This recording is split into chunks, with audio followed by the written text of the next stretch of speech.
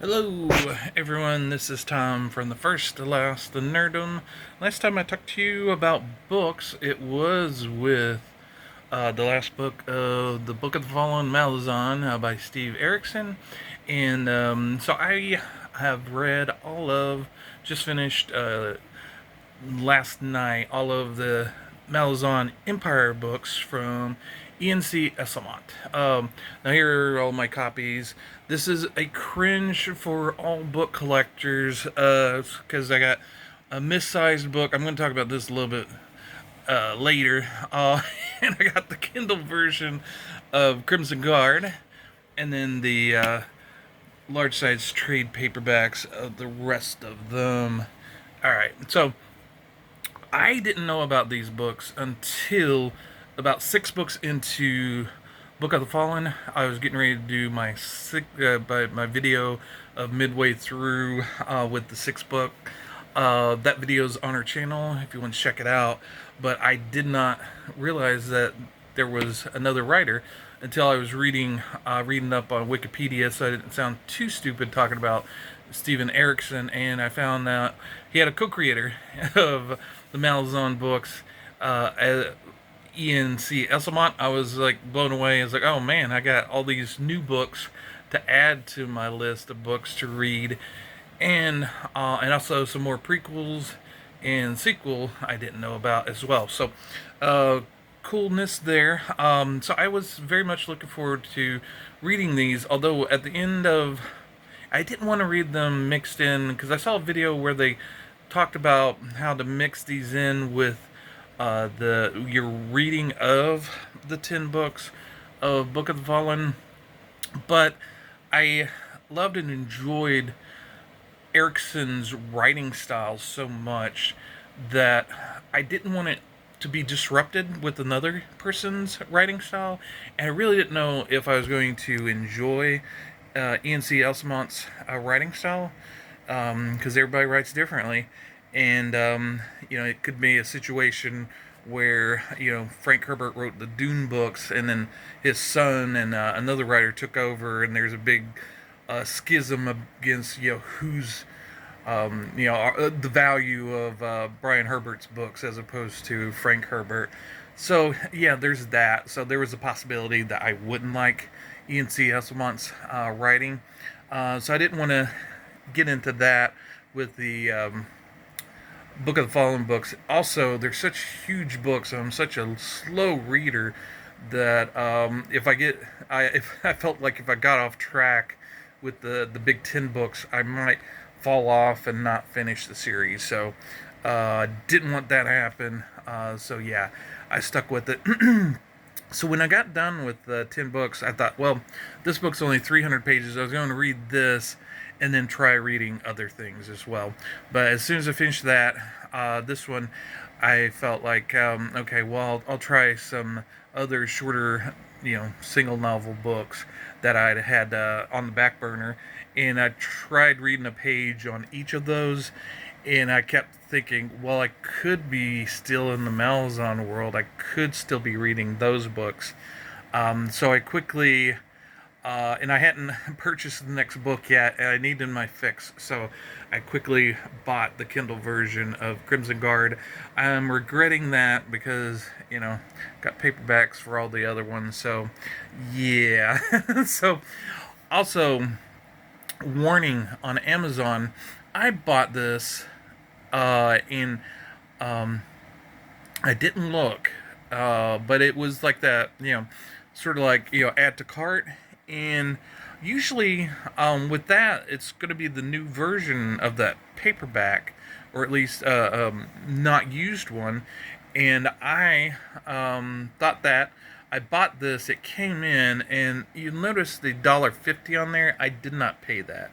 I won't say how much I paid for it, but it was probably about, it wasn't that. And it came in very well worn. Yeah, it's not a good copy. So I would love to upgrade this copy.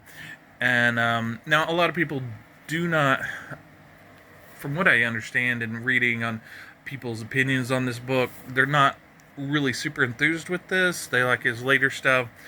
Now I judged it on what it was, which is sort of his stab at the Malazan books is much shorter scope, or not as, he wasn't aiming for the fences. He wasn't aiming for an epic fantasy with that. This he was talking. He's kind of, obviously it takes place in one night. Also, there's going to be spoilers. I won't get too deep into spoilers because I'm going to talk about all of these books, and I don't want to talk forever about them. So I'll talk about certain things. So there is going to be spoilers, just to warn you. Um, but if you wanted to just watch it to see what I thought of this, uh, big recommend for Ian C Esselmont. I'll get into why I feel that way with this, but yeah, with this book, I enjoyed it. I enjoyed it for what it was. It's not like I said. It's not swinging for the fences. It's telling a story that takes place in one night with a handful of characters, and I think he did it successfully, and I enjoyed it from cover to cover. I know some people do not have the highest regard for this, but I definitely enjoyed it. Now this one, Crimson Guard, everybody loves this one. Return of the Crimson Guard. I enjoyed it quite a bit as well. Very good book. Yeah, I wanted to know more about iron bars. From the Book of the Fallen, he was one of the characters that stood out to me, and I wanted to hear more about him, and was frustrated when they didn't get back to him within the big series. So we get I believe, a touch of him in there. You don't really get more of him until the next book. But yeah, I kept wanting to hear about his big adventures and everything. But you do get much more of the Crimson Guard. You get introduced to Kyle, who is a big character, and one of the things I hear so many times is people making fun of his name. I don't really have that big of a problem with his name just being a regular old Kyle. I don't know. There's a lot of crazy names in the books. It was unusual for there to be a Kyle, but that worked for me. All the characters. One thing about all of these books is they're not Steve Erikson. He's not trying to be Steve Erikson. He's telling stories within the world, but he's not telling these epic masterpiece that has so many threads in it.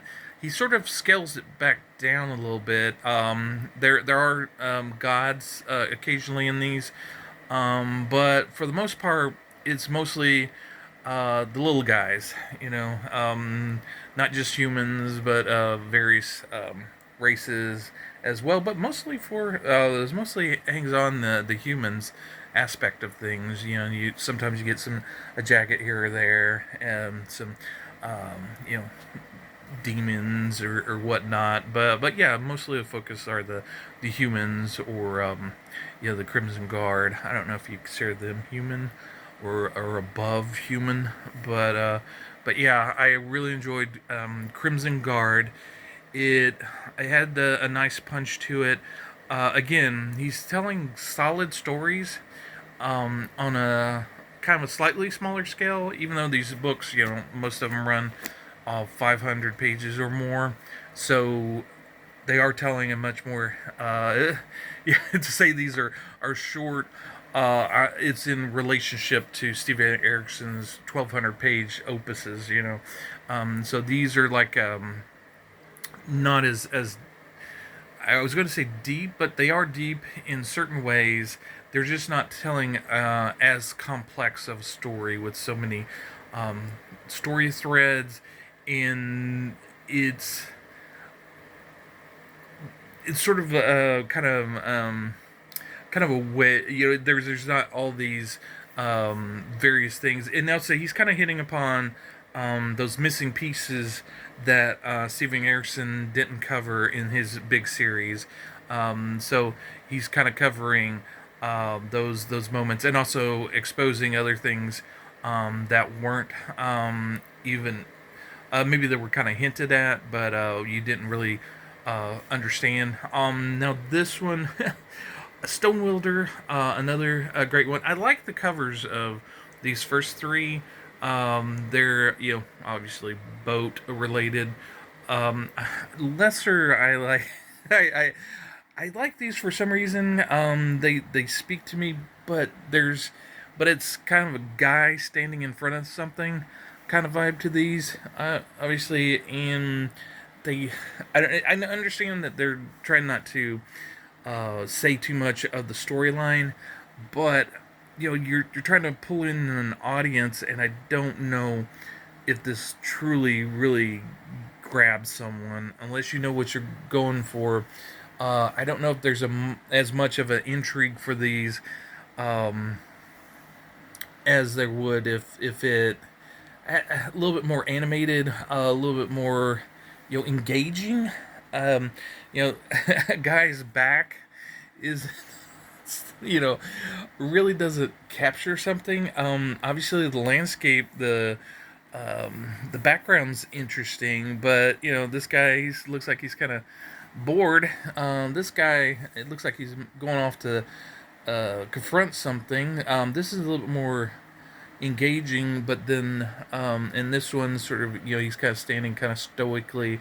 You're trying to figure out, who this is. So these work a little bit better. This one looks like maybe this kind of looks like a romance cover where the lady didn't show up for the shoot in the painting, and so they just had to paint the dude looking disappointed.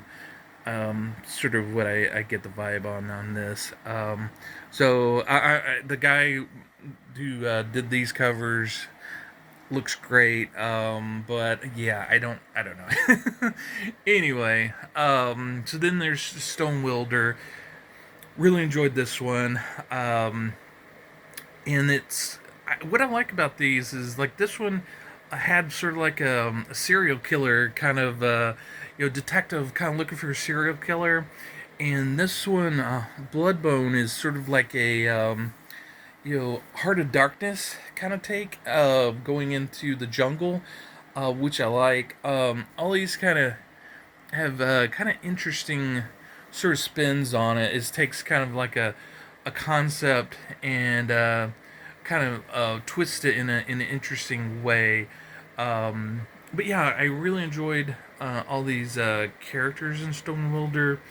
Like I said, it's not quite as huge a cast as the Erikson books, so you get to maybe breathe a little bit with these characters a little bit more, and I like that aspect of these books, and I think of these books, all of them are very good quality. Although Knight of Knives is what it is. But I think my favorite is Orb Spectre Throne, because it goes back to uh, Dirjikistan, or I forget how to pronounce that. My favorite Dirjikistan. Yeah, I tried again. This place. I love all the people in this city. I was very happy to return back to them. Enjoy all of them. I really enjoyed it, and this one had a really good bad guy in it. That guy and the Segula. I probably mispronounced that too, but sort of like the ninjas of Malazan universe. Love getting to know a lot more about them, their world, how it's kind of set up, because that's something I always wanted to know a lot more about, and this one kind of covers that. You go back to my favorite city, and yeah, very satisfying, very engaging book. Blood and Bone. Like I said, I love the Heart of Darkness kind of aspect to it. The jungle is very interesting setting, and then also you really got to see the struggle that the Crimson Guard have to go through going upriver in this, and yeah, through these whole things, I guess the Crimson Guard is sort of like the thread that kind of runs through most of these books. And again, Iron Bars, you get to find out what he's really been up to in Stonewilder, and that was a lot more of an anguish to me. I really wanted to enjoy seeing him as much of a hero, and he's a hero, a frustrated hero in this, a frustrated, tortured, and anguish-ridden hero in this book. And yeah, I felt it every time I read when he was in it. Yeah, and the things that he goes through with him literally be his chest being ripped open and someone grabbing his heart, and I kept wanting him to survive. He does. He survives through the whole thing. But man, he's put through the ringer. The Crimson Guard are all put through the ringer, and then with the sale, I just finished it last night, so this has the freshest on my mind, and I really enjoyed this. It was sort of like the perfect cap for this series, and all the threads sort of kind of pulled together. And I didn't think that I would, as far as the Crimson Guard, I really didn't pick up on the Talon Amos kind of thing, with the vow being like them, and I didn't see that connection until I was kind of reading it and almost towards the end, and it kind of clicked as oh, their vow against the Malazan Empire, sort of like the Telemas's vow against the Jaggets, the defeating them. I get it, and sort of Kaz is sort of deteriorating, sure like the Telemas are over time, and that's sort of that, and it all made sense. It all clicked into place, and I really enjoyed the exploration of the Crimson Guard, especially on these last two books where Shimmer's sort of kind of piecing everything together and knows something wrong, but not wanting to figure it out. And I think I may have been in the same boat as Shimmer. I didn't want to see that, so I didn't. And I think Ian C Esselmont plays on that and does a really good job of keeping it from you until the big reveal in the final book. Although I did see it before Shimmer finds out, but not much further away from before her. But yeah, so I really enjoyed all these books. I am creeping on towards the last end of the books. I just started the Dancer's Lament. I'm going to finish up Path of Ascendancies. I'm going to read those next because they're not quite as long as the prequel books by Erikson, and also I'm sort of like in the Ian C Esselmont mindset, so I'm going to read those. Maybe I'll put out a video once I'm done with those. And then I'm going to circle back and read the two prequel books and the sequel book that Stephen Erikson's put out. And also, I haven't read those short stories about the evil mages. I forget their names. I'm a bad Malazan fan. I need to pull that up so I can see that what they're called. Hopefully, I know my previous videos had bad audio. So hopefully on my phone, the audio is a lot better. And I'm sorry about the shaky cam. I need to get a tripod. I keep saying that on all my shaky cam videos. But anyway, so that's about it. Again, really enjoyed this series, and I'm looking forward to reading even more stuff. Like, comment, and subscribe. Our channel is called The First Last Nerdum. We talk about everything under the nerd rainbow. We talk about movies, comic books, mostly on our podcast we do kind of overviews or reviews of movies. Mike doesn't like saying review, but we just like to talk about certain movies that we've seen. And we like to do a game where I expose Mike. He's not really into horror, and I'm a big horror fan, so I've been going through and educating him on horror and making him into a fan, and he's more sci-fi guy. So he kind of introduces me to the sci-fi aspect of the world as well. So yeah, kind of go through there. There's we've also been on a kick on fantasy since I've been reading a lot of fantasy with Erikson. So I've kind of dug back through a lot of the '80s fantasy movies. So you might want to check those out.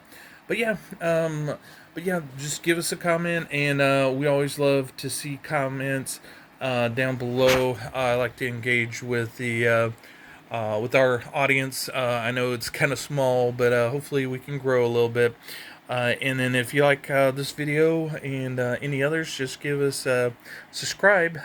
We definitely want to grow as well. So, yep, talk to you later. Bye.